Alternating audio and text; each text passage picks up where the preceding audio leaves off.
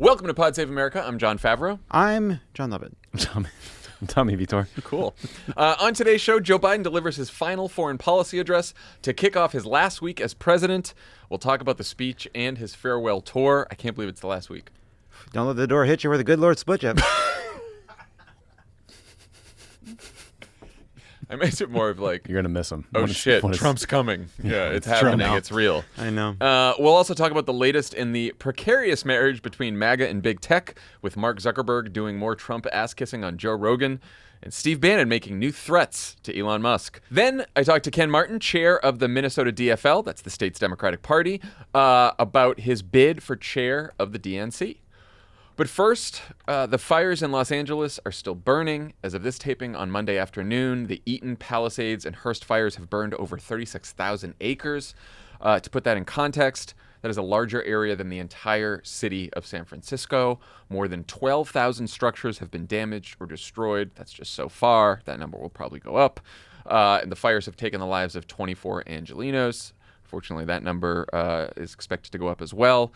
As we are recording this, the winds have subsided, which has allowed firefighting crews over the weekend to contain more of the blaze. But really bad, powerful new winds are expected throughout the week, especially Tuesday and Wednesday, creating dangerous conditions and the possibility of new fires.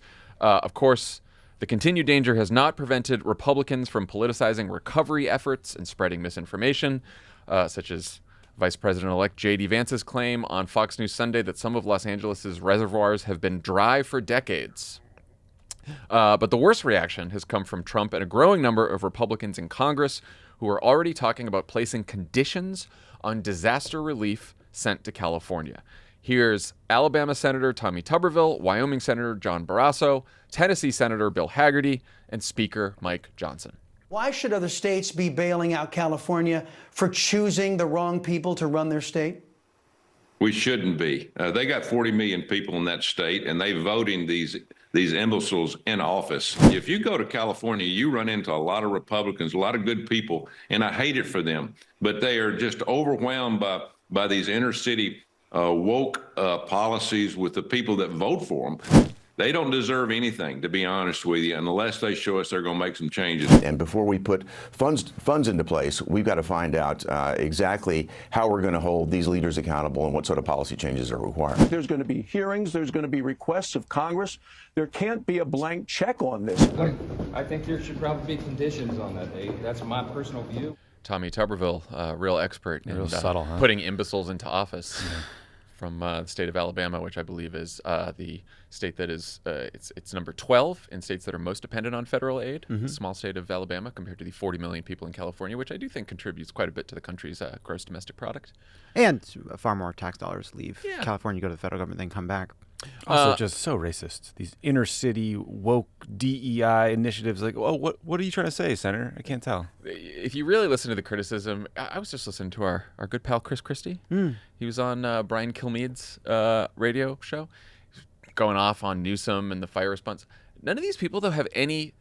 They haven't really paid attention to any of the details. None. So they don't have any actual criticisms. They're just like, it's a disaster and the woke policies did it and this. It's just it's a woke fire. It's shorthand, lazy bullshit. And as we're going to get into, there are absolutely real critiques that you can level towards various officials about the fire thing, but they're not interested in that. So Mike Johnson, actually, the next sentence that he says, because he's walking down the Capitol, he says there are conditions, and he throws out there forest management, water management. It's like, okay, this is a disaster, an emergency right now. California needs money right now. I don't even know what it means to put conditions on California. Nor does Mike Johnson.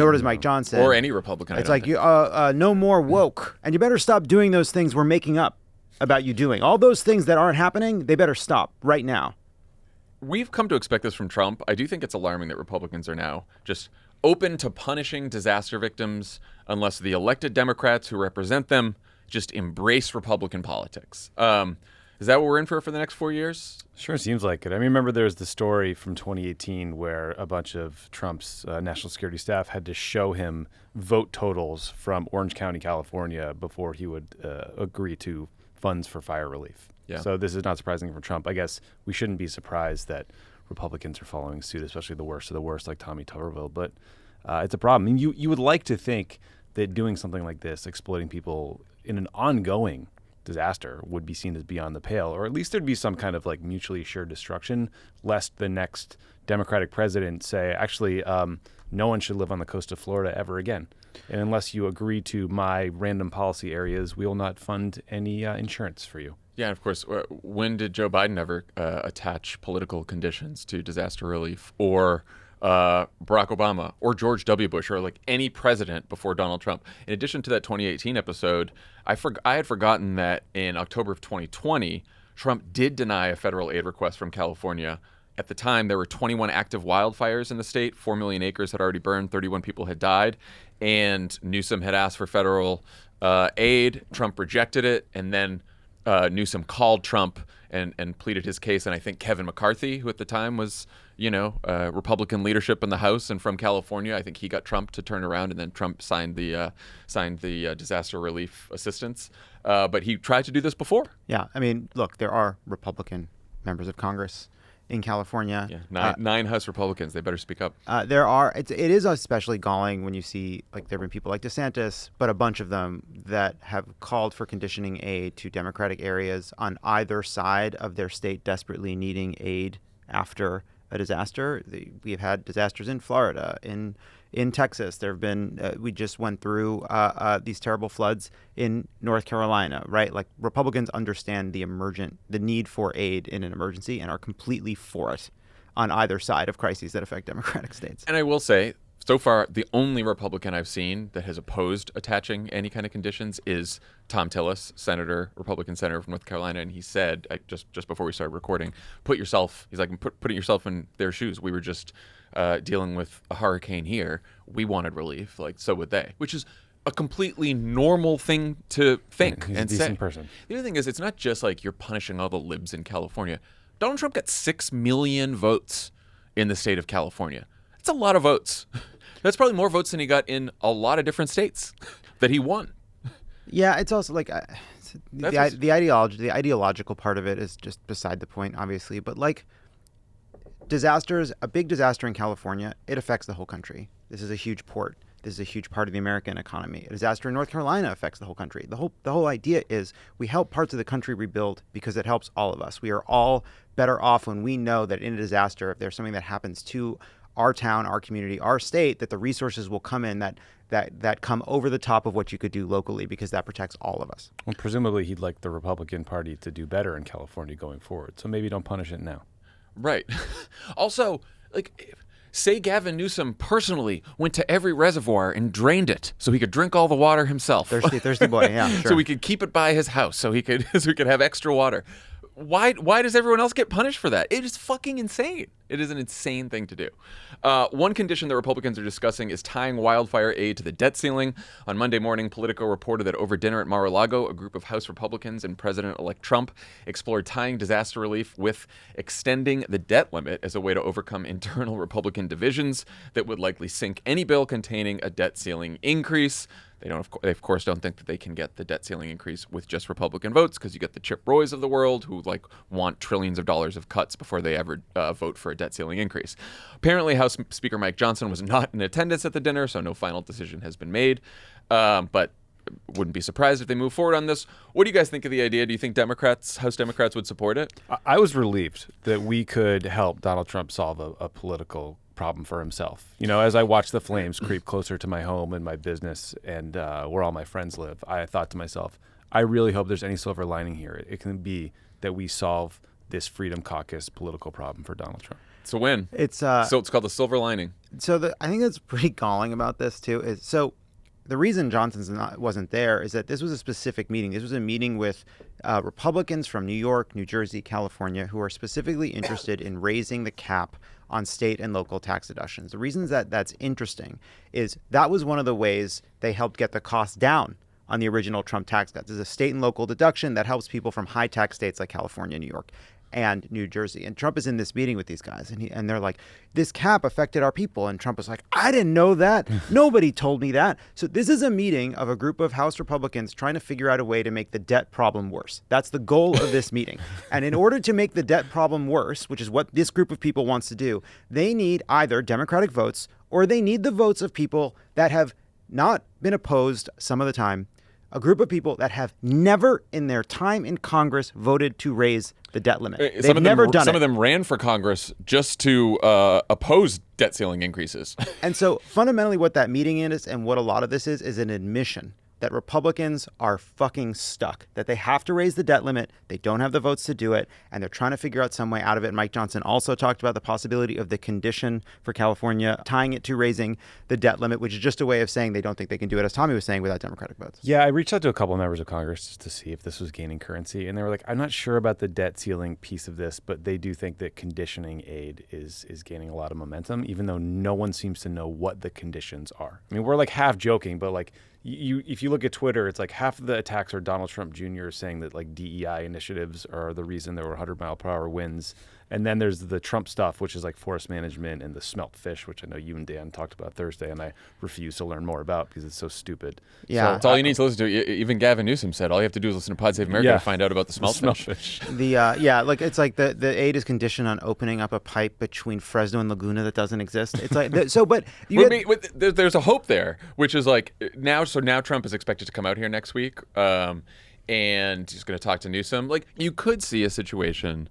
We're in the stupidest timeline we have been for a long time, where all of this is bluster. Republicans go on shows. They have to sound tough. That's what they do. Trump goes out, he talks to Newsom, and he's like, oh, yeah, Newsom was okay, and we came to an agreement, and the condition is like they're gonna study forest management, or they're gonna make like some bullshitty thing to like. Gavin should make a giant faucet and do like a grand opening, like key to the city, I like that. ribbon cutting type thing. Let this sink in, kind of thing. You fixed it. Yeah, so that's the best case scenario, and by no means clear that will happen. Right. Well, it's hard to even like this is an emergency. The disaster relief needs to come quickly, and so it's like, was it a condition on California doing some reforms? That seems impossible. How is that even going to be enforced? So it seems more about like some kind of restriction on the money that everybody can declare victory on. That would be the hope. Yeah, they just want to say that they punished the libs in California. That's what they're going to punish the woke. They now control everything. They control Washington, Republicans. So they need enemies. They need villains. That's their reason for being. And so California is going to be a big punching bag. Probably New York's going to be a big punching bag too, right? They just got to find the libs wherever they can, and that's going to be Greenland, Panama, California, New York, California. Yeah, that's about right. Yeah. All right, let's talk about Los Angeles. Yesterday, the New York Times resurfaced a 2021 interview with Los Angeles Mayor Karen Bass, where she promised to, quote, not travel internationally. Very specific pledge that Bass broke last week when she was in Ghana as the Eaton and Palisades fires broke out in Los Angeles. This comes after Los Angeles Fire Chief Kristen Crowley told Fox 11 Los Angeles on Friday that under Bass's leadership, the city had failed her and her department by not providing enough funding to her department. Curious what you guys think of the local response so far. Do you think the anger is warranted towards LA officials and Mayor Bass? I think 90% of being mayor is showing up, and when you're out of town, when something like this happens, you are going to get people very angry. And I think that's pretty justifiable anger, especially when this was not totally predicted, these fires, not the scope and scale, but the conditions that led to them were known in advance. And some of the reporting on Mayor Bass's absence notes that Mayor Hahn, who was the mayor of Los Angeles on September 11, 2001, was in D.C. when the 9/11 attacks happened. He got stranded there for 3 days, and voters punished him for it, and he lost re-election. I read that. I had no idea about that story because I didn't live here at the time. Either. But he got the first flight that left the East Coast back to the West Coast after 9/11. He was on that first flight. He was gone for a couple days. He says 60 hours. 60 hours, and it was still like one of the reasons it was used against him for like the rest of his career. Do you know who was the acting mayor in his absence? Who? Alex Padilla, our senator. Well, look at that. Yeah. So whether or not the mayor should have gone on the trip, I think it's pretty clear that she should have come back once the warnings started coming in Sunday. That were pretty. Yeah, she left Saturday. grim. The extreme warnings were Sunday. And there were warnings before that on Friday. There were some pretty dire ones on Saturday too. Yeah. I do not think she should have been away during this time. What I think is like, what I was like trying to. It's so hard to understand what's going on now. There's so much noise, and you sort of step back from it, and there's this debate about Karen Bass. There's this, I think, very reasonable and important debate to have about how we manage fires in California, water management in California, building policies in California. all valid, all important. I think there's an important debate to be had after this crisis. There's an important debate to be had about the way in which accountability is broken up and divided between Los Angeles as a city and Los Angeles as a county that I find quite stupid and anti-democratic and makes it very hard to figure out who is responsible and allows a lot of people to pass the buck. But I also think like the kind of right-wing propaganda blaming everything on woke, plus some of these debates that are ultimately, I think, incidental to what unfolded, also like obscure that like this has been an extraordinary response. Like there has been an amazing success of local government in the face of unprecedented wildfires to get resources there. Like these people on the lines for days without end, getting in face of like climate worsening fires. They're not responsible for people building houses on the hills. They're not responsible for 30 years of forest mismanagement. They're not responsible for long-term water policies. They're there trying to figure out how to put this out, and like the utility companies getting power back in a bunch of different places all at once. Like there's a lot of good in the response too that I feel like has been completely obscured. Like I saw on social media people like sharing videos of you know a helicopter or plane dropping water and like missing a building and being like, here it is. They're a perfect example of California and why liberal government has failed, right? Here we have it once again. Like these liberals can't do it. You need private firefighters. You need a Rick Caruso, whatever it is. And it's like, God, these are people doing their best. And like from where we were a few days ago to where we are today, like they did an extraordinary job.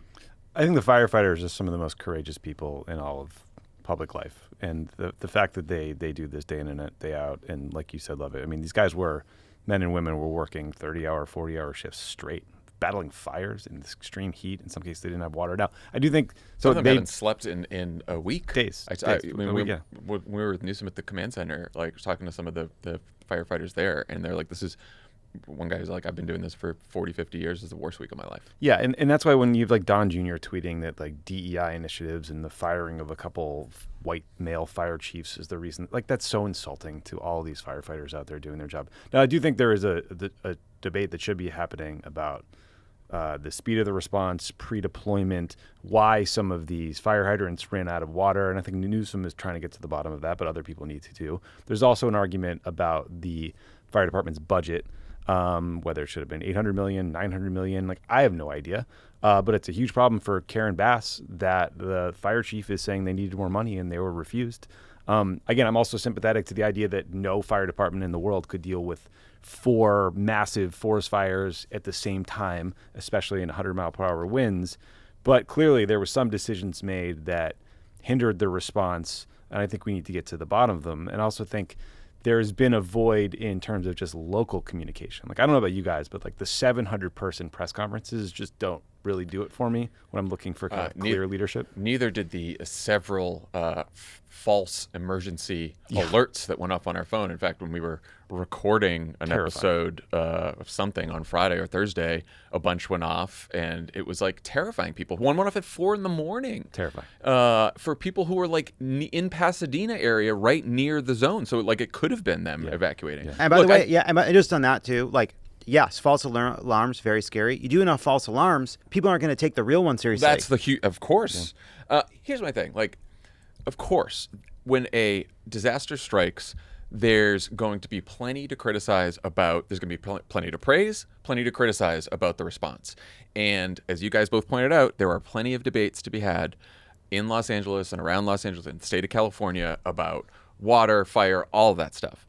The challenge is, like, we can't have those debates publicly in an information environment where you're getting these bad faith attacks from the right and all this misinformation. And so it's so difficult to have like rational conversations. And look, we're going to have there's going to be more disasters, and they're going to be more frequent now because there's climate change. And if we are not able to, when the disaster hits, first focus on, okay, how do we put out the fires? How do we take care of everyone? Then figure out, okay, what happened? What did everyone fuck up? Who's to blame, right? Like, I don't want to make this seem like we are I'm certainly not interested in being partisan or not criticizing someone just because they're a Democrat. I don't give a shit, right? Like, if it turns out that like Karen Bass really fucked up or Gavin Newsom fucked up, whoever it is, be the first to criticize that person, you know? But like, you do have to figure out the information, and it's hard to do in the fog of war, which is where we're at right now. And I don't know, you just gotta like, it's just so hard to do that in this environment. Well, like, I think Newsom said this to you, some version of like the truth requires some patience and requires some time. We're in the middle of it.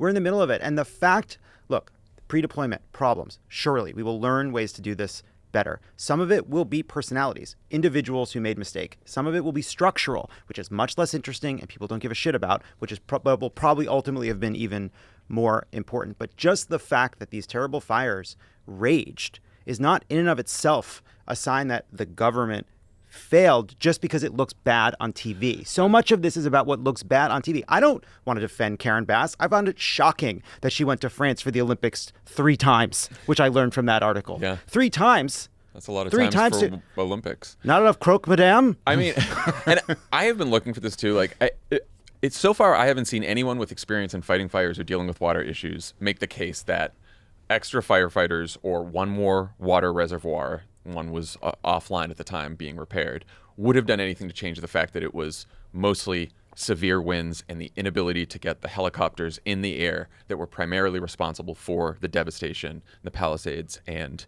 in Altadena, right? Like, I'm open to, if someone can make that case, like, maybe that's wrong, but I haven't seen that. And so that's the main thing, right? That's the main problem, and then everything else is really important to figure out as we move on. But in the interim, you're seeing tweets with millions and millions of views saying because Karen Bass was out of town, the acting mayor didn't declare an emergency declaration, which is why Biden didn't get the water-dropping Navy helicopters into the air until Wednesday. And you read I got that, many and people like, said that to me. You sent me this tweet. And I got friends were like, why weren't the helos there? Why weren't the Navy dropping planes there? And you read it and you think, okay, this is a person who seems to have like had a big job in local LA politics. And then you think for 5 seconds to yourself, and you're like, Joe Biden doesn't have access to special magic helicopters that can fly around with tons and tons of water and 100-mile-per-hour winds. This is clearly nonsense.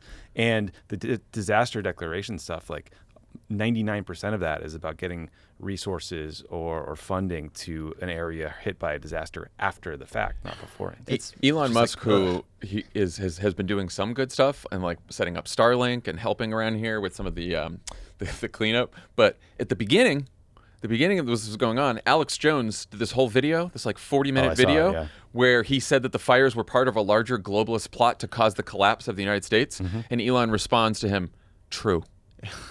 It's what for the most part, what are we though, doing? It is like sort of the mirror image of the kind of conspiratorial mindset, like that. Whatever, that's fucking nuts. But like, no, most people do not believe that the government is responding as a conspiracy to hurt California, right? But I think like the mirror image of people assuming that there is some kind of conspiracy that explains everything is, in a crisis like this, it can't just be bad. It has to be because people have failed us. There has to be individuals who are responsible. There has to be someone to blame right now, because I can't handle the uncertainty of just knowing that people are doing their best and it's not working. Yeah. It has to be something else. It has to be hard. It has to be more about a human failure. Which is a very human impulse, and I think it's just magnified in an age where we just see way too much information and way too many people who pretend to be experts. And just bad actors and people who should know better. You know, like Yes. Elon Musk knows better. He understands the impact of climate change. He used to live in California. He understands the Santa Ana winds. You know, it's just for him to reply to Alex Jones and boost that guy, it's indefensible. Yeah. Pod Save America is brought to you by Haya. Typical children's vitamins are basically candy in disguise. Filled with 2 teaspoons of sugar, unhealthy chemicals, and other gummy additives growing kids should never eat. That's why Haya created a super-powered chewable vitamin. While many children's vitamins are filled with 5 grams of sugar, which is known to contribute to a variety of health issues, Haya is made with 0 sugar, 0 gummy additives, and yet it tastes great and is perfect for picky eaters. Formulated with the help of pediatricians and nutritional experts, Haya is pressed with a blend of 12 organic fruits and vegetables, then supercharged with 15 essential vitamins and minerals, including vitamin D, B12, C, zinc, folate, and many others to help support immune systems, energy, brain function, mood, concentration, teeth, bones, and more. It's non-GMO, vegan, dairy-free, allergy-free, gelatin-free, nut-free, and everything else you can imagine free.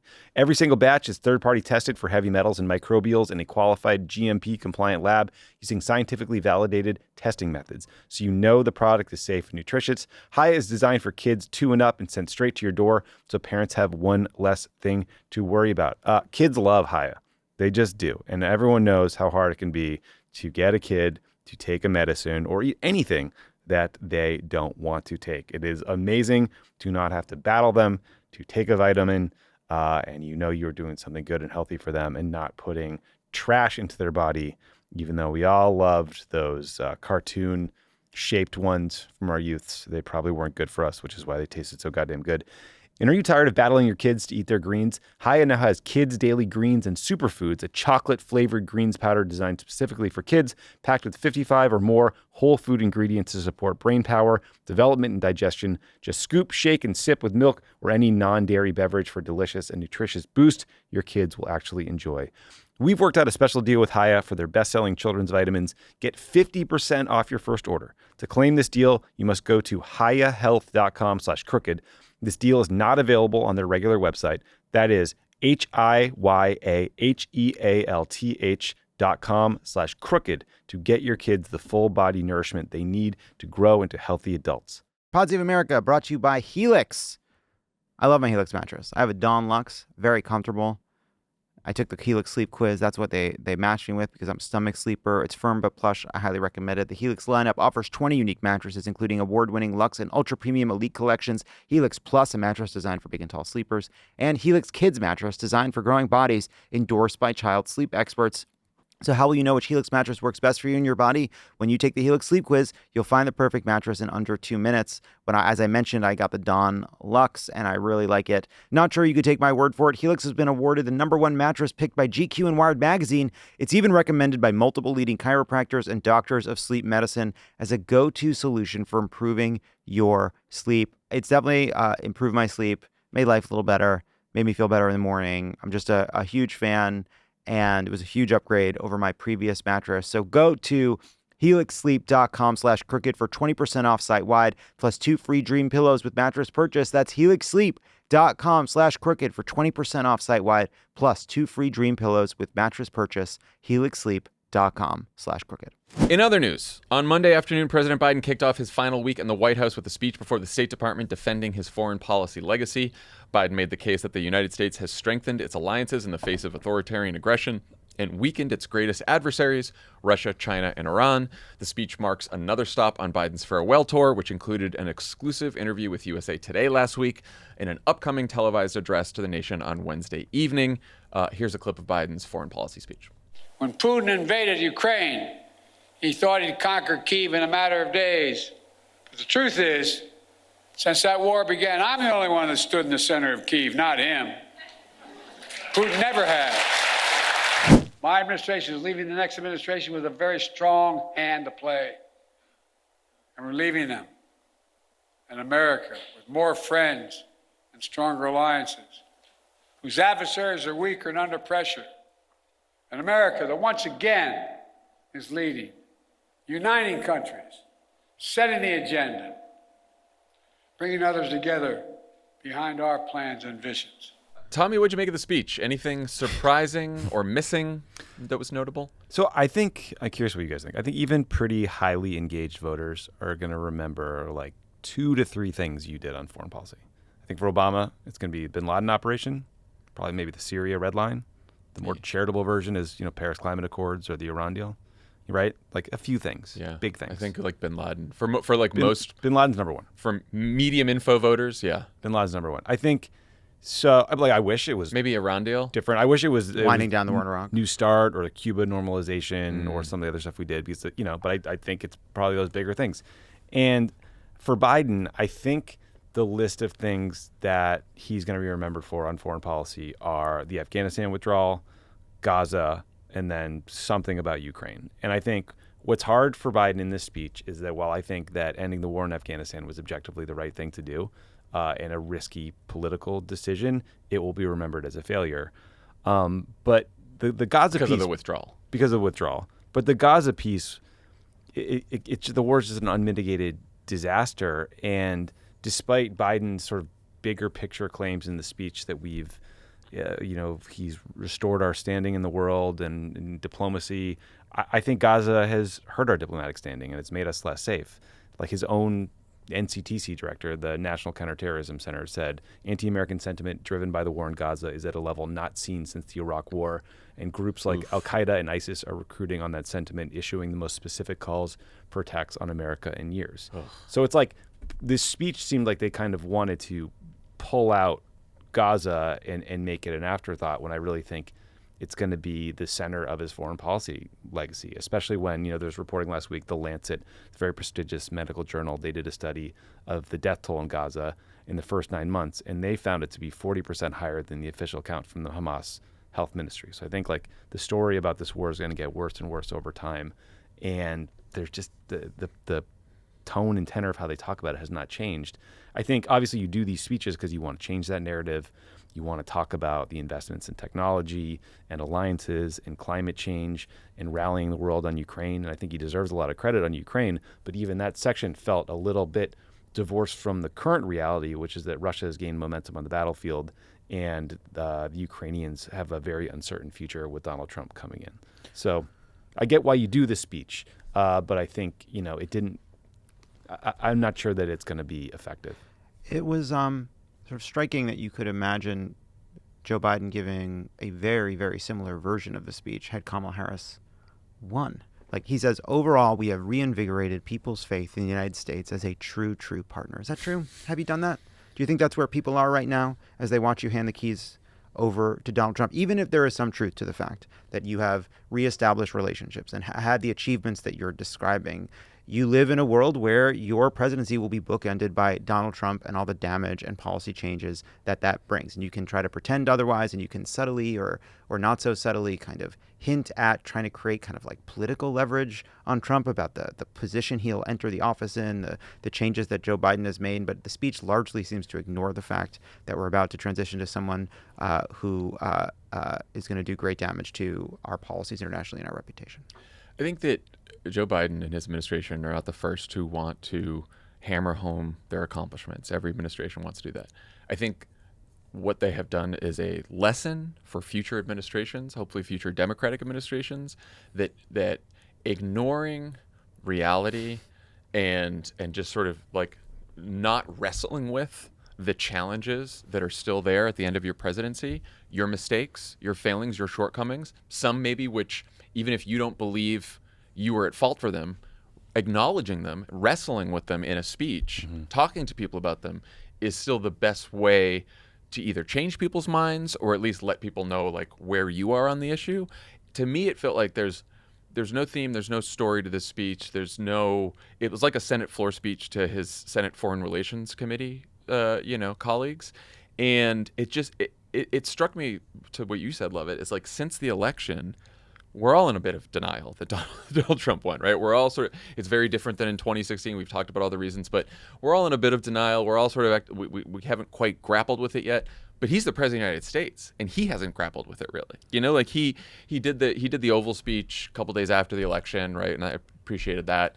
But it's a weird, and I don't think Kamala Harris really has either. Like no Democrat really has. It's a weird feeling to have the president of the United States give and maybe the speech Wednesday night, the Oval Office address, will wrestle with some of this and sort of the future of democracy. But I was trying to, I'm like, what would a speech have been that really would have sort of addressed some of these larger issues? And I think it would have been him like talking about Gaza and what happened and making his case on Gaza and talking about the fact that as people proud as he is of what we did with Ukraine, the future there is very uncertain. And talking about how he's so proud of making the decision on Afghanistan, but the withdrawal and the way it went, he's always going to think about that and he's always going to remember that. Like there was no nuance or subtlety or even just like a little daylight and like, we had some problems. There's a refusal to give critics an inch and entertain their criticism as valid. Yes. And just on Gaza, like it came up first obliquely in the context of him talking about how the administration rallied a coalition to prevent attacks by the Houthis in the Red Sea. And it's like, Mr. President, why are the Houthis attacking ships in the Red Sea? It's because of the war in Gaza. And then when we finally get to the Gaza section, 20 minutes into the speech, he says Palestinians suffer terribly in this war. They've been through hell. So many innocent people have been killed. And there's just no effort to sort of contend with the fact that they were killed mostly by American weapons that we gave the Netanyahu administration. And while you could defend a military intelligence response to the war in the very, very early months, 15 months later, we're still, just hoping for a ceasefire that has been eluded his grasp over and over and over again. So yeah, I think there's a divorce from kind of the horrors of what people see. Yeah, it's also, okay, you're describing your accomplishments, but we're seeing Donald Trump take office here. We're seeing right-wing movements rising around the world. What have you learned about that? Like, I don't need you to take on your critics. I understand not wanting to engage with them.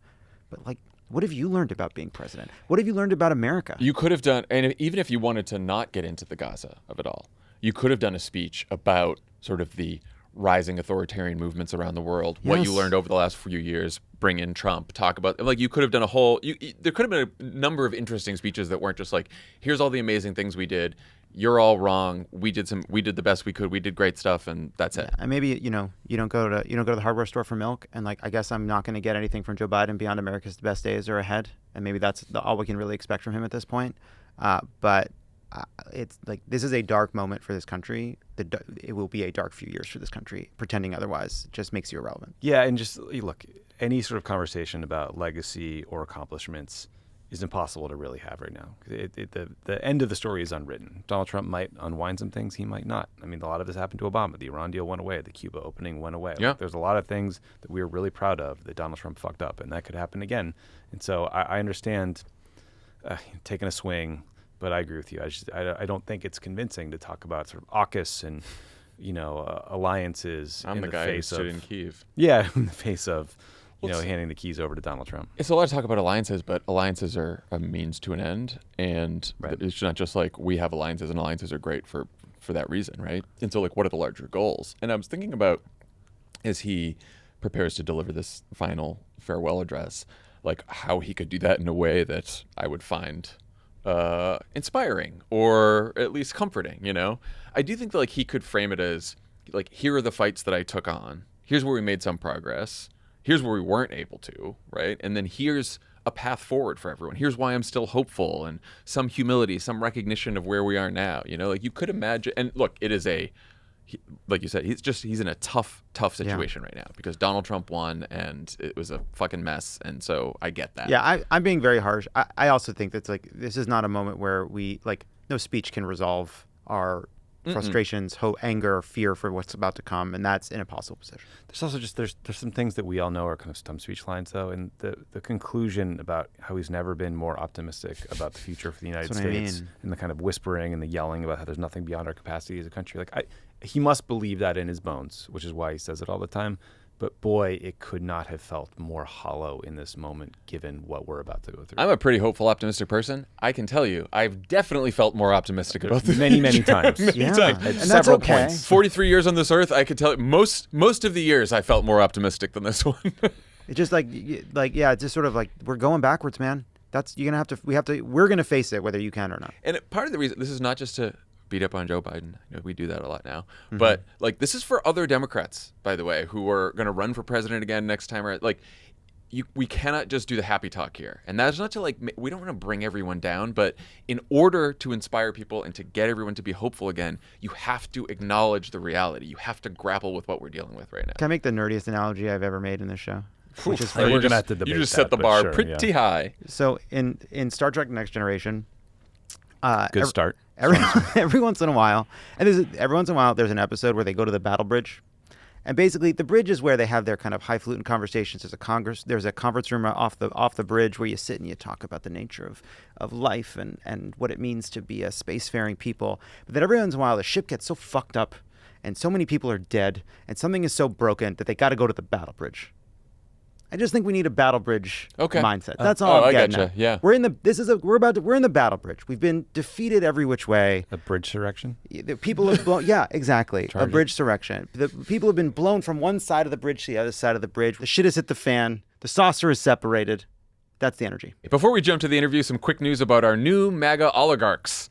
Last week, Mark Zuckerberg followed up his announcement that the company would abandon fact-checking, content moderation, and DEI initiatives by sitting down with, who else? Joe Rogan. It was a wide-ranging 2-hour interview that included plenty of Trump ass-kissing and complaints that content moderation is just too difficult. Let's listen. I think you start one of these if you care about giving people a voice. I wasn't too deep on our content policies for like the first 10 years of the company. It was just kind of well known across the company that we were trying to give people the ability to share as much as possible. I kind of think in 2016, in the aftermath, I gave too much deference to a lot of folks in the media who were basically saying, okay, there's no way that this guy could have gotten elected except for misinformation. I think people just felt like the fact checkers were too biased. I don't know. It's something out of 1984, one of these books where it's one of those books. It really is a slippery slope. And it just got to a point where it's just, okay, this is destroying so much trust, especially in the United States, to have this program. If the U.S. tech industry is going to continue being really strong, I do think that the U.S. government has a role in basically defending it abroad. And that's one of the things that I'm optimistic about will happen in this administration. Tommy, you listened to the interview over the weekend. Mm-hmm. First, why? And second, what stood out to you? Yeah, long drive, time to kill. My takeaways were it was an interview for an audience of two, Joe Rogan and Donald Trump. And I think in that sense, it was a very effective one in terms of his spin. But it was just so fundamentally dishonest. I mean, Zuckerberg acts like he is a brand new CEO who just took charge at Facebook and is mopping up all the slop created by his predecessor, not the guy who founded the company, right? He's like a newborn baby viewing everything with fresh eyes and his new stylist. And it's just this idea that he was not involved in content moderation decisions for the first decade. I'm sorry, what were you doing then? That is such bullshit. Or the idea that Facebook was founded on free speech. No, you were ranking hot girls in your dorm and then you wanted to get rich.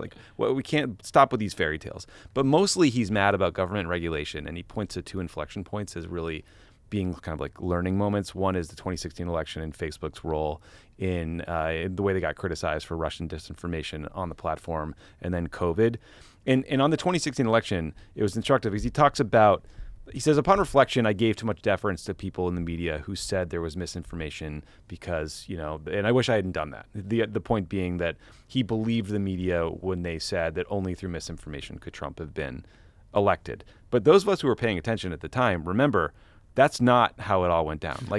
His response 2 days after the election was to call it crazy, to suggest that Russia could have influenced the election. Fast forward to October of 2017, Facebook then says that the Russian posts could have reached up to 126 million Americans. And just to be clear, I don't think Russia is why Hillary lost, but the strongest data point that they were a factor came from Facebook. So his whole narrative there is total bullshit. He's obviously very mad about whatever the Biden team did during COVID. He's very mad about Biden saying that people were getting killed because of information on Facebook that was leading to vaccine hesitancy or whatever. But the whole thing is just a naked attempt to position the company for the Trump era. And more broadly, he just has zero self-awareness. He criticizes Apple for not innovating since the iPhone. This is a company, the company that just steals features from Snapchat and then buys Instagram. If you want to count the goggles, whatever. Yeah, those are going. That's good. I guess the he's Oculus. innovating. And then at one point he's complaining about trust in the media and influential people, and he says, "quote The whole cultural elite class needs to get repopulated with people we actually trust." We agree, Mark. That's why we want you to go away. So it's a very frustrating listen, but he wins over Rogan like that. He also had some interesting things to say about masculinity, a subject on which he is, of course, the foremost authority. Let's listen. I think a lot of the corporate world is pretty culturally neutered. There's something, the kind of masculine energy, I think, is good. And I think having a culture that celebrates the aggression a bit more has its own merits that are really positive. Just having a thing that I can just do with my guy friends and and it's we just beat each other a bit. It's good. It is good. Yeah. I just wish we could beat each other more. Just keep beating it. Dear diary, you'll never believe it. We were just in the studio and it felt like a normal day. Maybe it was what was happening in our city. Just it's nice we can beat each other. What is that? So It strikes me as like so obvious and transparent that it's like sloppy. What? So yeah, no. First of all, love advice on masculinity From Mark Zuckerberg. from someone dressed by a stylist to look like East Brunswick's coolest bar mitzvah DJ. Yeah, I mean, I was trying to figure out what this even really means. Like that corporate culture has been neutered, and I think it means yelling at employees. Is actually I think it's a lot like less like because there's a sort of I think like kind of corporate idea, right, that like feminine structures are more flat and collaborative, and male structures are more hierarchical and aggressive, right? And I think they feel like this is like all Me Too post. This is like post Me Too, post BLM. But it's also very language backlash. Part of it. Mark I think that's part of it. Andreessen, Peter Thiel, sort of like techno authoritarianism. Like the strong must survive, and a few really smart people must run the world, and they have to be strong and masculine and smart. And yeah, it's also like it's such a silly thing, but like. It really reminds you of 1984 and the slippery slope. No slippery slope in 1984. You're right there in it. In 1984 in books and other books. The clock strikes 13. Books like that. Yeah. Books like 1984. But 1984, you're never, there's no before, you're in it. You're just in it. You actually never get the slope. You're at the bottom of it. Who set the corporate culture at Facebook, Mark? Who decided that Facebook who was in charge of neutering? That Facebook was going to do content moderation and monitor COVID and COVID vaccine misinformation. They said they were going to do it. And then when the government reached out, the government was saying, hey, you have a policy on this, so we wanted to point out things that are violating your policy. They came up with the policy. Yeah, there's something there's a freedom that comes from being like Trump or wanting to be in Trump's good graces, and people talk about the ways in which it's sort of all you like that you just have to kind of basically agree with Trump and then you're in his favor. But there's a subtle way in which I think what you also get to do is pretend that there are no hard choices in life. And Zuckerberg does that a bit in this interview where he acknowledges that there are difficult decisions and some filters have more false positives and more false negatives. But what he's doing here when he talks about COVID, he talks about misinformation in 2016, he's not acknowledging the trade-off. There was a ton of misinformation on Facebook, whether it helped or hurt or mattered, I don't know. There was a ton of dangerous misinformation on COVID, right? Maybe some things got swept up in that net that now in hindsight they think maybe went too far and maybe was not correct but didn't need to be taken down, whatever. But there was dangerous misinformation. That was a very real issue. And if you're going to do less of that, as you said in your own video, that there will be worse and terrible things you now see on Facebook as a result. There are trade-offs here. You built this platform.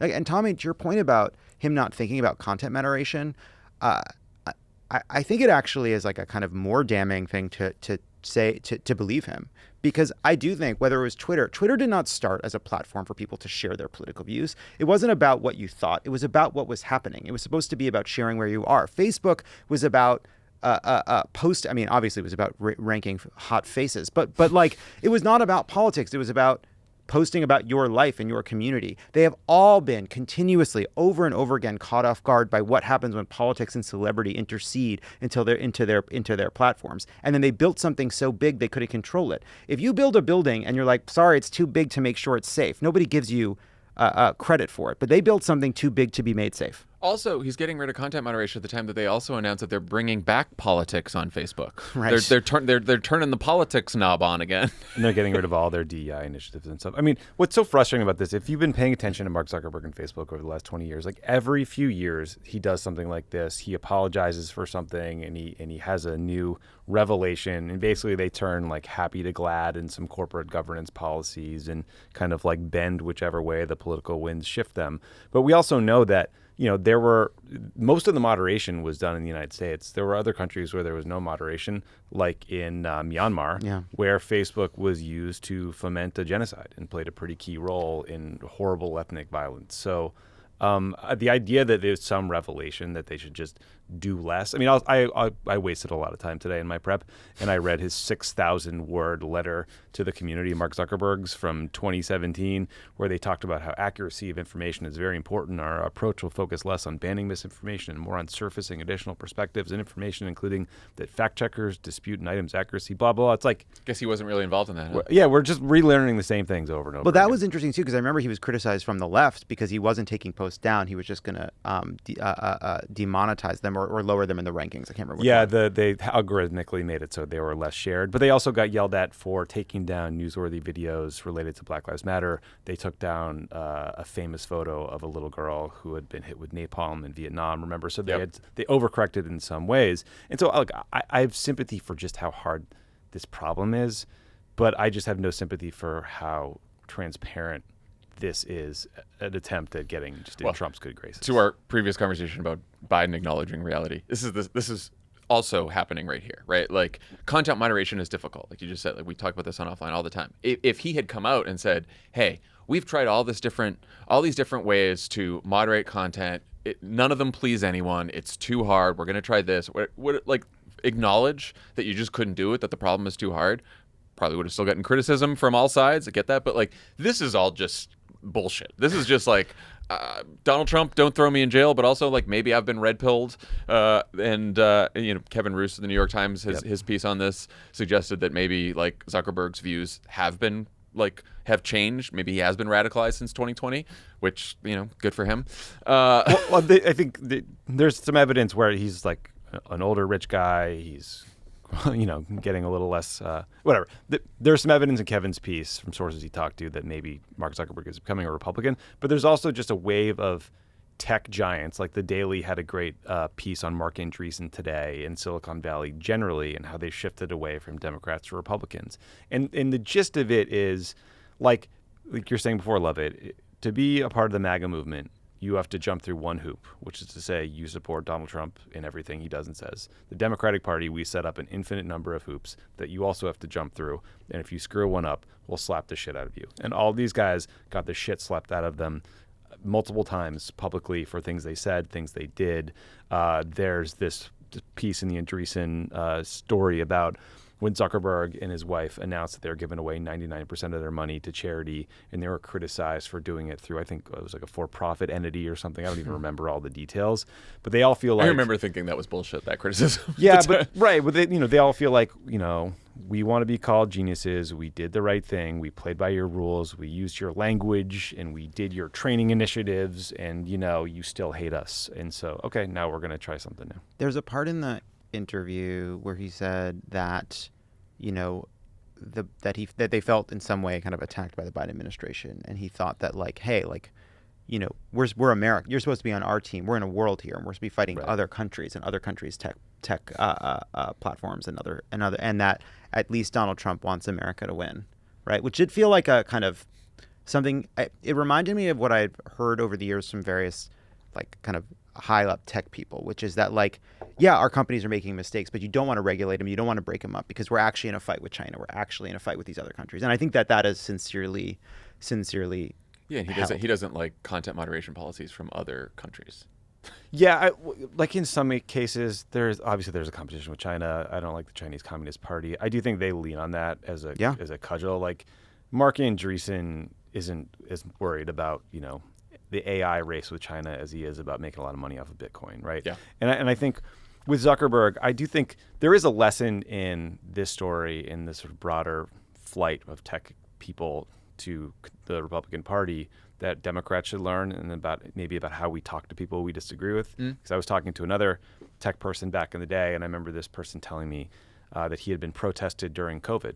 And I said, why did they protest you? He's a pretty low-profile tech guy. And he's like, billionaires shouldn't exist or something. And I think that moment where a bunch of people came to this person's house who founded a pretty prominent tech company that I knew kind of tangentially radicalized him. And this guy ended up giving tens and tens of millions of dollars to the Republican Party. And I think there's probably a pretty direct line between his perception of how he was treated by Democrats and where he ended up. Yeah. Again, there's a difference between what might be the morally right or feel like the right thing to do and what is the most effective thing to do for the larger cause. All right. Before we jump to the interview, some housekeeping. Crooked's friends at Vote Save America Action and Crooked Ideas have set up a disaster relief fund to benefit those impacted by the horrific wildfires here in LA. It's super easy for you to make one donation that's split among incredible charities doing really important work for our neighbors and our first responders. If you donate to the fund, it gets split between the Latino Community Foundation, offers financial assistance, housing assistance, emergency translation for people in heavily Latino communities here in Los Angeles affected by the fires. There's the Los Angeles Regional Food Bank. There's the Los Angeles Fire Department Foundation. There's the United Way of Greater Los Angeles. And there's the California Community Foundation Wildfire Relief Fund. Those are the 5 organizations we have now. Usually in these relief funds, sometimes we change out the organizations. Or add, right? We talk to the local partners on the ground. Thanks to all of you, we have raised nearly $100,000 for these groups so far. Nearly $100,000. So we've done relief funds just like this before. Most recently for Hurricane Helene relief. We also did it during the pandemic. We've done it many times. For some reason, a bunch of right-wing media people and Republican operatives spent the weekend accusing us and Vote Save America of running a scam and stealing money from fire victims in our own fucking city and soliciting people's contact info so we can do political fundraising, all of which has made me angrier and more upset than anything in a really long time, and that's saying a lot. Yeah. Their claim is that because the relief fund is run through Act Blue, which is also a Democratic fundraising platform, that Act Blue takes 4% of the donations for themselves and then uses your contact info to spam you for candidate fundraising. This is complete bullshit. And anyone who bothered to do even the most cursory Googling would have found that out. The relief fund is run through Act Blue Charities, which is a tax-deductible charitable organization that has a 97% rating on Charity Navigator, by the way. The 4% fee goes to the banks and credit card companies for processing your online donation, a type of fee that every charitable organization has to pay banks and credit card companies if they accept online donations. The only way to avoid that fee is by dropping off cash at the organization yourself or writing a personal check. And your contact info, which you obviously have to provide if you're making a donation, is never used by us to solicit donations for candidates. We don't add you to the Vote Save America list. You opt into Vote Save America or you sign up for Vote Save America. That's it. Could you donate directly to the organizations I just read by going right to their websites? Absolutely. You're free to if you want.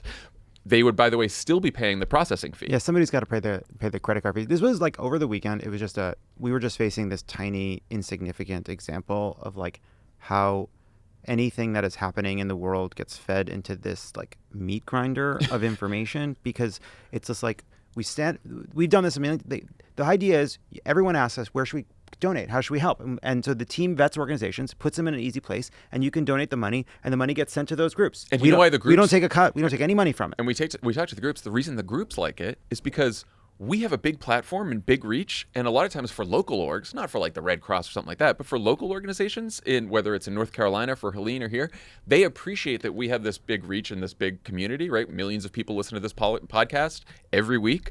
And so they're like, oh, this is great. Yeah, this helps us. And then it's no, you're stealing the money. It's no, we're not. We're not taking a cent from these donations. But then it's you're actually doing it to get the email addresses. It's hey, guys, we ask people for their email addresses when we want people's email addresses. You think we watched our city catch fire? We're this is a great opportunity to set up a charitable fund so that we can harvest email addresses for future political campaigns. That was what I thought as I was loading my 2 small children into the car and escaping Los Angeles because I was worried that we might burn. Yeah, that's what I was thinking. What scam could we set up? But it's just, we use Act Blue because our audience is used to using Act Blue, and reducing friction in these things and making it easy for people to donate is a great way to get them to actually donate. If you're sending people to a bunch of different websites, they're just gonna tap out and not end up completing it. And I just want to say, the reason we're even bringing this up, it's not a bunch of random MAGA trolls online. The number of accounts, right, that National Review, the Free Beacon, the Washington Examiner, all the right-wing rags were all over this. Republican operatives who should know better because they've been in politics were attacking it. It was insane. It made me actually think, is a longer conversation, but just Twitter has really become something that it was not before with the right-wing accounts there. And when they jump onto something, it goes so far and so fast that it's it suddenly goes beyond your control. Yeah. It was just sort of... It was stunning. But anyway, here's the good news on all this. is that most of the money, I just said almost $100,000 was raised.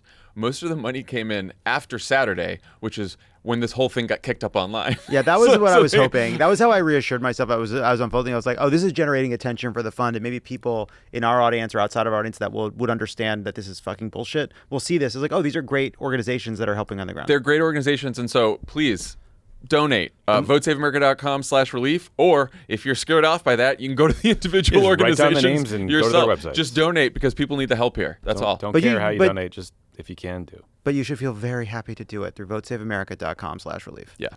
All right. When we come back, chair of the Minnesota DFL, Ken Martin. Pod Save America is brought to you by ZipRecruiter. It's a big new year. A lot has changed. A lot is the same, but it's also changed. But we went back in time. So we're time traveling now. So that means change. We got some new roles we're going to need to hire in 2025 to account for all of that, Lovett. And if you need to hire for your business and you want an easier way to find qualified candidates, head to ZipRecruiter. Right now, you can try it for free at ZipRecruiter.com/crooked. ZipRecruiter is the hiring site employers prefer the most based on G2. How fast does ZipRecruiter's smart technology start showing you qualified candidates? Right away. ZipRecruiter's powerful matching technology works fast to find top talent so you don't waste time or money, so you can invite top candidates to apply for your job to encourage them to apply sooner. Here's to a new year of hiring made easier with ZipRecruiter. 4 out of 5 employers who post on ZipRecruiter get a quality candidate within the first day. See for yourself. Go to this exclusive web address to try ZipRecruiter for free. That's ZipRecruiter.com/crooked. Again, that's ZipRecruiter.com/crooked, CROOKED. ZipRecruiter, the smartest way to hire. Ken Martin, welcome to Pod Save America. Thank you so much. I'm glad to be here. So people who listen to this show know that we're all longtime friends and fans of one of your opponents, Ben Wickler, but we really want to get to know you and make sure our listeners get to know you and know why you want this extremely challenging and thankless job as DNC chair, where everyone seems to blame you when things go wrong and credit someone else when things go right. So what made you decide that's the job for me? I want that job. Well, let me just start by saying thanks for having me. And isn't it a little crazy that this race is coming down to 2 middle-aged white guys from the Midwest with 3-letter first names, Ken and Ben? Who would have thought, right? Yeah. Well, no, it's great. And Ben's a wonderful friend. He's doing great things in Wisconsin for sure. Look, for me, I've always said being a party chair is a political equivalency of being a fire hydrant, right? You get pissed on by everyone, like you said. You get none of the credit when you win, all the blame when you lose. And of course, if you're doing your job the right way, you're saying no more than you're saying yes. So by the time it's over, you have far fewer friends. So I'm eyes wide open about this. I've been the chair of the Minnesota DFL the last 14 years, came in to this job right after the disastrous midterm elections in 2010, where we suffered, throughout the country, as you remember, John, one of the worst shellackings we faced as a party in years. And that was true in Minnesota. We lost a 40-year Senate majority. We lost the state house. We lost the longest held congressional seat in Congress in the 8th district with Jim Oberstar, and many races up and down the ballot. I happened to help run a campaign for governor that year where we were successful in getting Mark Dayton elected by just 8,750 votes. And so to your point, I mean, we had to, at that point, the morale was low, the finger pointing was high, the name calling, the blaming. The morale was so low and people were fleeing the party, right? All of our stakeholders, donors, progressive partners and allies, candidates, no one wanted anything to do with the party. And what it took is, when I came in as party chair, it took someone to be able to bring all those groups back to the table and realize if we're going to build power again, we had to figure out a plan to win. And we did that. And we got back in power within 2 years, and we haven't lost since. And we're in a similar moment right now, right, where there's low morale, a lot of finger pointing, a lot of people trying to place blame. I'm, by the way, not here to win the argument. I want us to win elections again, and that's what we've done in Minnesota. And so there's a lot of reasons why I'm running. I'm very clear-eyed about what this job isn't. It's not a pathway to glory. For people thinking that this is a pathway to relevancy, it really isn't that either. The next DNC chair has to focus relentlessly on building the infrastructure throughout this country to put us on a path to win again. And so that's why I'm running. So there's a story you can tell about 2024 that Trump's win was narrow. Kamala Harris came close in the battleground states. Democrats in the Senate and House and down ballot did better than you might think, given how most people say they feel about the economy and the direction of the country. And then there's a story about how Democrats lost ground with nearly every demographic group in nearly every state, especially Latino voters and voters who didn't go to college. And because of that, lost for the second time to a convicted felon who tried to steal the last election. Which of those stories sounds more right to you? I think both are accurate, right? They're both accurate. It was a close election, right? And we think about the presidential race, 114,000 vote swing in 3 battleground states, and we'd be talking about a Kamala Harris presidency right now. Same with the House races, right? 7,000 votes between 3 battleground districts. We'd be talking about Speaker Jeffries. So it was a close election. But there's no doubt that what you said, the second part of that is absolutely accurate. We lost ground with big parts of our coalition. And there's a whole host of reasons for that. Many of them we don't know at this point. Of course, we know we lost ground with Latino voters. We lost ground with younger voters. We lost ground with working class households, with women. We lost ground with every demographic group with just a couple, and I'll get to that in a moment. But the reality is that we have to figure out the how and why we lost ground. We have to look at ad spend. We have to look at messaging. We have to look at our organizing tactics, right? Before we're too prescriptive with the solutions, we have to really dig into why those groups left us. And I would say one of the big lessons from this last election was the spring of 2024, there was research that came out that showed for the first time in American history, the perceptions of the two political parties have actually changed. The majority of Americans now feel that the Republican Party best represents the interests of the working class and the poor, and the Democratic Party is a party of the wealthy and the elites. And the only two groups, by the way, just to prove the point that we actually overperformed with, were wealthy households and college-educated voters. That is a damning indictment, John, on who we are. That's not who we are as a party. We have always been the party that's fought for the working class and the poor. We've always been the party that's fought for the oppressed and marginalized. And so we have a lot of work to do, right? And, it's not going to change overnight. And the other thing we need to acknowledge, and you know this, you've been involved for a long time, this wasn't a singular occurrence, all those groups leaving us. This has been happening underneath our nose for some time. And we have to stem the tide and reverse the tide. We need to get those groups to come back to us. Well, obviously, we need to wait for more data to sort of dive into the national picture. From your perspective, as someone who's been on the ground in Minnesota for the last decade, you've obviously these trends have happened in every state in the country. Mm-hmm. Minnesota is no exception. You guys have fared, I think, a little better. You have probably higher percentage of college-educated voters than some Midwestern states, so you would imagine Minnesota does a little better. But you've probably seen the attrition with voters without a college degree in your state. What do you think has caused it? Just from your perspective in Minnesota. Well, I'll use some personal examples of that. My brother, who's a union carpenter, he voted for Obama in 8 and 12, and Trump in 16, 20, and 24. Right. My father-in-law is a beef cattle farmer in southern Minnesota. Same thing. Voted for Obama and then voted for Trump. So we know that there are people who are moving away from our party. And I think part of the challenge— Did you ask them why? Why? What was with the change? Each of them had different reasons, right? And I'm happy to get into them. But I think the larger point you're making is that we have continued to lose ground with non-college educated voters. And part of that is, I believe, we've allowed our party to essentially devolve into smaller and smaller messages, right? To appeal to different parts of our really big tent coalition. And as a result, we've lost the narrative, right? We've lost the thing that connects all of the disparate parts of our coalition. And what is that? Well, I'll tell you, Paul Wellstone, my first boss in politics, understood this. He understood that what connected a corn farmer in southern Minnesota with a steel worker on the Iron Range and a new refugee in the Twin Cities was economics, right? Kitchen table issues, bread and butter issues that at the end of the day, people are worried about. And let me just give you an example of this. For me, when we talk about working people and labor as an example, we just talked about this the other night. Too many people feel like we only show up when we're asking them for their vote. And then we never deliver on the promises we make to actually make a difference in their lives. I think last year, we were defending the Biden economy, of course, and it was a great economy, one of the best economies we've seen in years, right? From a GDP perspective, a job growth perspective, from unemployment and real wage growth.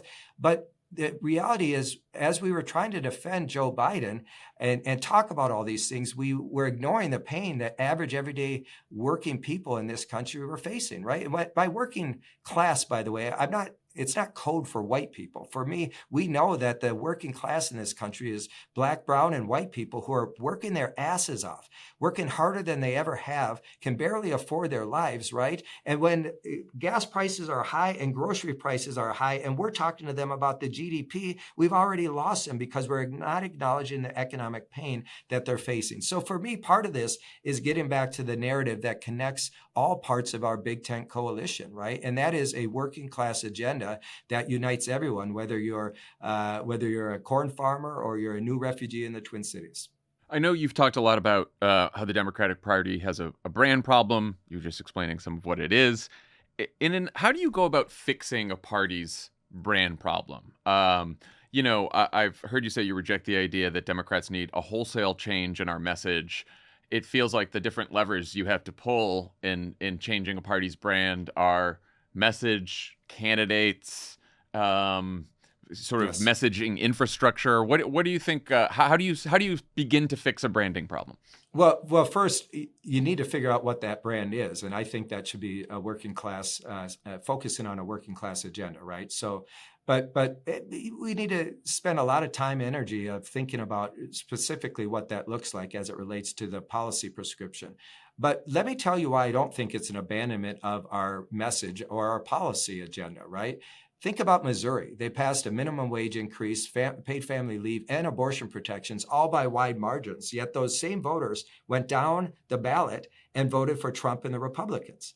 It seems to me that we see these issues, they're very popular throughout the country, passing in ballot initiative and referenda by wide margins. They're very popular, right? Yet those same voters aren't necessarily connecting the dots between the issues that they support that will actually make a difference in their lives and our Democratic candidates. So that's not a message problem. It's a messaging problem. We're clearly not connecting the dots for voters. And so let me back up to one of the other lessons we've learned in this election is that the Republicans have done a much better job than Democrats on competing in this new information environment, right? And this is the other challenge we have. We allowed the Republican Party to define us before we ever started to define ourselves. Think about this. They started right after the 2020 election, John, as you know. The Republican Party started beating the hell out of Joe Biden and the Democratic Party in all of these non-traditional information spaces, right? And you've heard a lot of folks talk about it, gaming platforms, podcasts, streaming services, right? Even online dating apps, for God's sake. Anywhere there's an online community, the Republicans were paying micro-influencers to essentially spew out their misinformation and disinformation. And we didn't start in any real way our communications infrastructure until the election year. We have to realize we need a permanent campaign, not only a permanent organizing campaign that's talking to voters year round, but also a permanent communications infrastructure that is not waiting until we get to an election cycle to start communicating with voters. We got beat to the punch by the Republicans who realized that we live in a new information environment where it's 24/7, 365. And that's where we got our butts kicked. So for us, part of this is, of course, the brand. The other part is how we're messaging. The other part of it is making sure we realize 40% of Americans say they avoid the news at all costs, right? Yet they're getting barraged by information. And you know this better than probably anyone, John. They're getting barraged by information all the time on their phones. So we have to be more sophisticated in how we message and when we stand up all of our operations. It's a bit of a chicken and egg problem as well, because I do think the Harris campaign told us this, that they had a lot of influencers and influential people who were privately for Kamala Harris and Tim Walz, but didn't want to come out publicly or have them on their platforms or host them on their podcasts. And that the reason that they don't is it's a brand issue, right?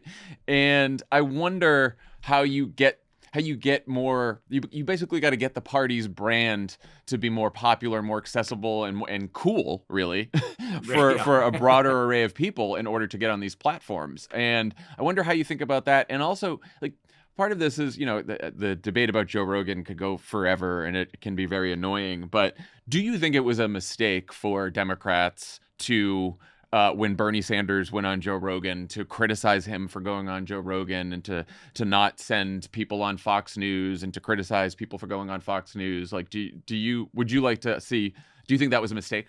What I would say is I agree with you that we should be in all those spaces, right? And we shouldn't be afraid to go on Joe Rogan's show or on Fox. We should be confident enough in both our values and, of course, our message that we go wherever we need to. You know, people ask me, I'm a hunter. They ask me where I'm going to go hunt, right? And they think I'm going to give them my favorite hunting spot or, you know, say I'm going to the woods. No, I go where the deer are, right? And you know this. We need to go where voters are. And, you know, this idea that, you know, we have consultants in D.C. still spending or steering so much of our ad spend to broadcast TV. I mean, shoot, I'm 51 years old, John, right? I'm an old man. I still read a hard copy of a newspaper, but the one thing I don't do is watch broadcast TV. I don't know anyone my age that watches broadcast TV, yet we still keep spending so much money on outdated tactics, right? Of course, I know why, because people make all their money there, but that's wrong. If we want to win again, we need to realize we need to go where voters are getting their information. And so that's half the battle, right? And I think that also means we can't be afraid to go to spaces. We're not going, by the way, you're not going on Fox News to appeal to Republican voters, right? You're going on Fox News to appeal to independent voters, right? You're going on Joe Rogan to appeal to nonpartisans and independents, not to just, you know, talk to Republicans that happen to be on there. So I understand people when they try to criticize someone for saying, well, why would you go on Fox News? You're just going there to try to win over Republican voters? No, that's not the point. There's a lot of people who listen to Fox News that aren't Republicans that we should, you know, give them the countervailing opinion. I think part of the challenge with social media right now is, given your algorithm, you're only fed the information that you want to see. And so many Americans are in this information bubble that they're only getting fed the information they want. And we have to try to find ways to break through that. And that means appearing on, you know, environments and in platforms that might not make sense to the Democratic Party, but make sense to cut through the noise and give people a sense of what the other side actually believes. You're not just a state party chair yourself. You're the president of the Association of State Democratic Committees. What can state party chairs teach national Democrats about winning elections that they're currently missing? Well, here's what I would say. State party chairs don't have the luxury to just focus on one race. Right? We can't just focus on the governor's race or the top of the ticket. We have to focus on the state legislature as well as other down ballot races for city council, school boards, county boards, et cetera. And so one of my critiques of the Democratic Party, especially the DNC, is that they focus way too much on federal races. Of course, we've got to win back Congress, the Senate, and the presidency. It's not an either or. But we can't be a national party that just focuses on 7 battleground states, right? And some federal races. We've got to be more prescriptive and holistic about how to build power around this nation. That's one thing, again, that the conservative movement in this country realizes. They're not just focused on federal races. They're also focused on school boards, right? And we've seen the dangerous result of our indifference of actually investing in trying to compete in every race in this country as a national party when the conservative movement has taken over school boards and they're banning books and whitewashing history and attacking our children. We cannot afford as a national party to ignore these public policy arenas anymore. And so one thing state party chairs can teach the national party is that you have to compete everywhere. The second piece is, you know, you have to make sure that you're actually building coalitions and bringing partners into that conversation, right? And part of that, to me, state parties don't have the luxury to do this work alone because they're some of the most resourced entities in politics. We don't get enough funding from either the national party or from others. We are usually the last people getting funding. So that means we actually have to be smart in how we spend our money and then build coalitions with allies and organizations on the ground who are working in electoral spaces to elect people who share our values. And so the third thing I would say that state parties do that the national party doesn't do, which drives me crazy, is state parties don't just focus on one election cycle. We have to build infrastructure that is beyond just the upcoming election cycle. We have to look to 26, 28, 30 and beyond, right? And, you know, this is one of the things that I have in my plan. I want to write a 10-year plan for the DNC. People think I'm crazy to say that, but the reality is we have to not be myopically focused on just this election cycle, because what that means is then we're recreating the infrastructure every 2 or 4 years as a national party. Look, we are part of a movement, of course, of people who are fighting for social justice and economic justice. But political parties have one very clear role, right? It is our only role. and it is to win elections. But to do that, you have to build long-lasting and durable infrastructure that sees beyond just one election cycle. And if you'll allow me to use a hockey analogy, because I'm from Minnesota, and Wayne Gretzky, the great one right there in LA, said once that you have to skate to where the puck will be, not where the puck is, right? Yet our party just keeps skating to where the puck is. Who's looking at the fact that in 2030, our map is going to completely change underneath of us as all the power shifts to the south and the southwest? And who's preparing for that moment right now as we go into 25 and 26? It should be the National Party that has a longer term lens for this work and a longer term arc on how we do that. So I guess those are the three things that state parties are doing that the national party's not doing. Why do you think Minnesota got bluer since you became state party chair, and how much of that do you take credit for? I take no credit for it. But let me say this. We've had wonderful candidates on the ballot. I mean, I will never claim victory or claim credit for their victory. But what I do claim some amount of credit for is building infrastructure that they've relied on, right? We've built probably the strongest state party in the nation. I'm sure there's others that would disagree, but both from fundraising and building the infrastructure on the ground. Our candidates, for instance, all of them, from Governor Walz to Senator Klobuchar to local candidates, they rely on our party's infrastructure. Our turnout machine is second to none, right? We, in terms of IDing and persuading, mobilizing voters, we always have the top voter turnout in the nation. If not, we're number 2 or number 3. Most importantly is that our candidates don't have to build that infrastructure themselves. They can rely on the state party to actually run the field program, so they don't have to do that. And I think that's why we've been winning, right? I mean, there's a lot of reasons. I mean, but the other part of the winning is the fact that our party and our elected officials are delivering on the promises they made to voters, right? And, you know, there's no greater example of that than what Tim Walz and our legislative leaders did with the trifecta the last 2 years to actually, focus on an agenda that will help working people that are struggling in this state. And then, using the power they had when they had it to make a difference for those folks. And, I think part of the disillusionment, John, with American politics right now, as I mentioned earlier, is that folks hear people say one thing and then do another. Not to keep quoting Paul, but Paul used to say, you should never separate the life you lead from the words you speak. And people see too many politicians in both parties who stand up, right? Say one thing just to get your vote and then get into office and forget about them. That's why it was remarkable, I think, see what we've done in Minnesota and in states like Michigan, 2 very purple states in the Midwest who both had slim majorities, and they led in a very aggressive way to deliver on those promises.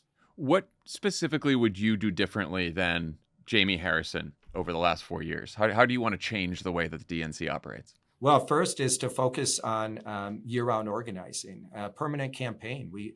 Part of the challenge and why we keep losing ground with folks, as I mentioned earlier, is we're only showing up 3 months before an election and asking for a vote. So the first is a year-round organizing, standing up, organizing all the time. So we never stop having conversations with voters at their door. The first conversation we have with the voter should not be asking them to vote for us, but rather, what are your hopes and dreams, your aspirations for your community, right? And then, and over time, build trust and earn their trust so we can actually ask them for their vote. Second thing I would do is really contest every race up and down the ballot, right? We can't be a party just focused on federal races, right? And I get why Jamie had to do it. And they did a lot of great work over the 4 years he was there. And the infrastructure is much stronger than it was after the 2016 election, as an example. But I would say this, for me, we need a permanent campaign. We need to start our organizing and our communications infrastructure much earlier than we ever have. And we have to make sure that we are competing up and down the ballot in partnership with all of our 57 state parties all throughout the country. So, the other thing I would do differently, and I just rolled this out this week, is build a national coordinated campaign table, right? We haven't had a national coordinated campaign at the DNC since the mid-90s. And that's a shame because we're not tapping into— What does that look like? Could you— Yeah, a coordinated campaign is really bringing, just like we do in Minnesota, bringing our electoral partners and elected officials together at a table that would include allies and partners like labor and reproductive rights groups and environmental groups. And, we have all of these great organizations that are working in electoral spaces, spending time, energy, and money, right? Fighting for economic and social justice, fighting for our party and our candidates who are never engaged in that conversation, right? They're siloed off, and they should be brought into the conversation, and we should build one plan together where we coordinate our resources and really focus like a laser on how we build power together, right? Unfortunately, right now, we have all these disparate groups out there doing their own things. That results in a lot of duplication of effort. And frankly, it does not result in us being strategically aligned in a way that helps us all accomplish the same goals, which is to elect people who share our values to office so we can actually move our agenda forward. What is the permanent campaign and the year-round organizing? Could you give an example of like what it looks like structurally in practice, and also like where the money comes from? Because I feel like I've heard a lot of DNC chairs come into the job saying like, we need a 50-state campaign. We need to focus not just on national races and federal races. We need to do down ballot. And then when the time comes, understandably, the money ends up going to the biggest, most competitive races in the most important states. And that's just the way it is. So do we need to more money? Is it just where you put the money? And then how does that year-round organizing actually look in practice? Yeah, I mean, I think this is a very good question, right? And the reality is that you have to be intentional about this. And you have to make sure that your donors know that for us to actually turn the page here and build power, we have to have a more holistic approach on it. You can't just focus on 7 battleground states, right? What will help us win the presidency is actually winning local races and winning state legislatures and winning gubernatorial races, right? So the reality is it's all connected. And the second piece is, yeah, we do have to grow the pie. Right. And part of building a coordinated campaign where we're building a permanent campaign is realizing that we're stronger together, and we should actually have shared resources where we're focused collectively on a plan to achieve the same goals. And so when you're so disjointed and you're spending money on when the left hand and the right hand aren't talking and coordinating, you're just duplicating effort and wasting resource. So for me, it's just being more holistic about it. And is it going to be a challenge? For sure. Because it won't be the way the DC consultants and others want it to be. We're going to flip the script. We're going to break up this cabal in DC, and we're going to do things differently, right? And the model is states like Minnesota, states like Wisconsin, states like Michigan, right? States that are building here in the Midwest and winning, right, in very purple states by actually bringing people together and focusing more holistically. Look, if you want to keep losing, keep doing things the way they are. Right now, as it relates to raising money, there's no state that's raised as much money as I have. In addition to raising $220 million for my state party, I served on the Harris-Walz Finance Committee, raised over $6 million for the presidential campaign, did the same thing in 2016. Raising money is not going to be a challenge for me. The most important thing is how we spend it.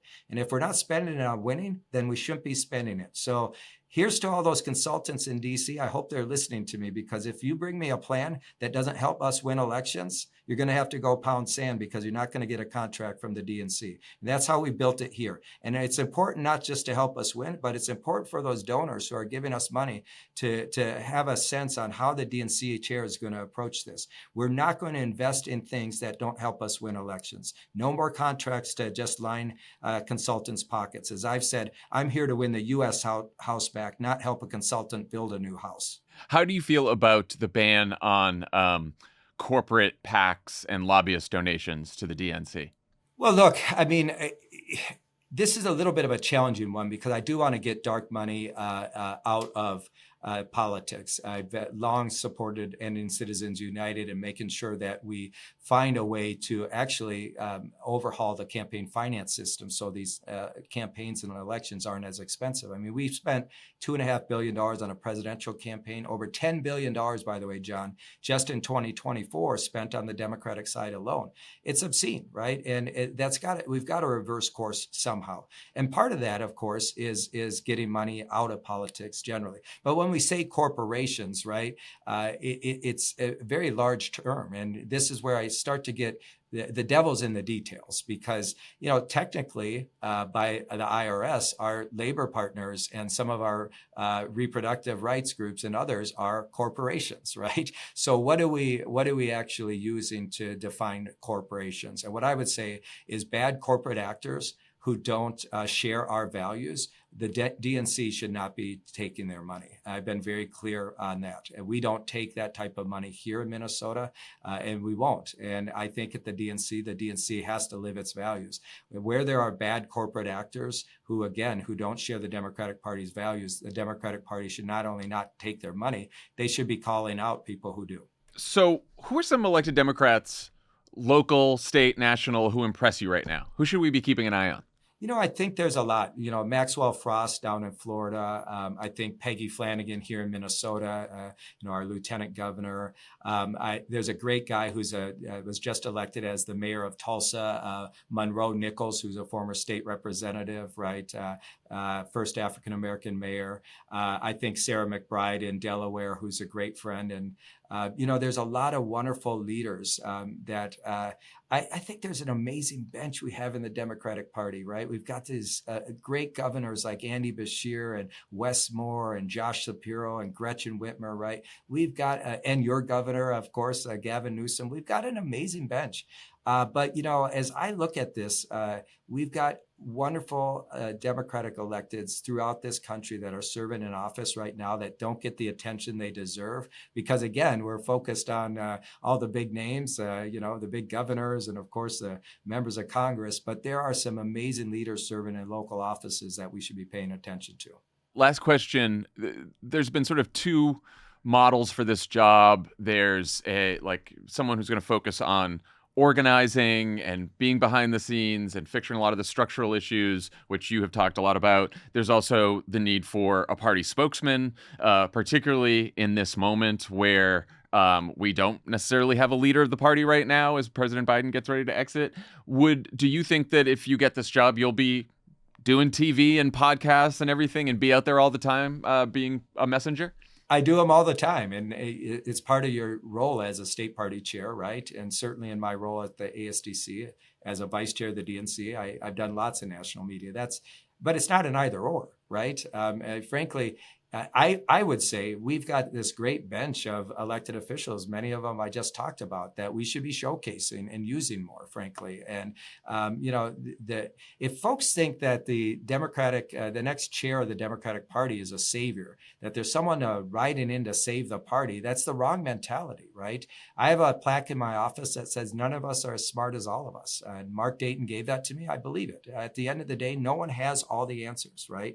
But the reality is we have this amazingly rich party of people with great professional experiences and lived experiences that we should be tapping into. And that includes spokespeople, right? I believe we've got mayors. Who better to talk about public safety than mayors throughout the country, right? Who better to talk about, natural disasters like what we're seeing in LA right now than county commissioners and leaders who have to deal with that? Who better to talk about transportation funding and education funding than governors? And so I think we have many spokespeople, and the DNC is not the only person who should be the spokesperson for our party. So but I do think what we need is someone that's going to be really focused on organizing. Right now, what this moment needs is someone who can both get the message out, but frankly, focusing on building the foundation we need and the infrastructure we need to win. Because that's one of the lessons from this last election is clearly our comms infrastructure and our organizing infrastructure is not being utilized the way it should, and it's not being built in a way where it's permanent and it's part of actually moving and persuading voters. Ken Martin, thank you so much for joining Pod Save America, and good luck to you in the race. Thank you so much. I really appreciate it, John. Take care. That's our show for today. Thanks to Ken Martin for stopping by. Dan and I will be back with a new show on Friday. Stay safe, everyone out there in Los Angeles.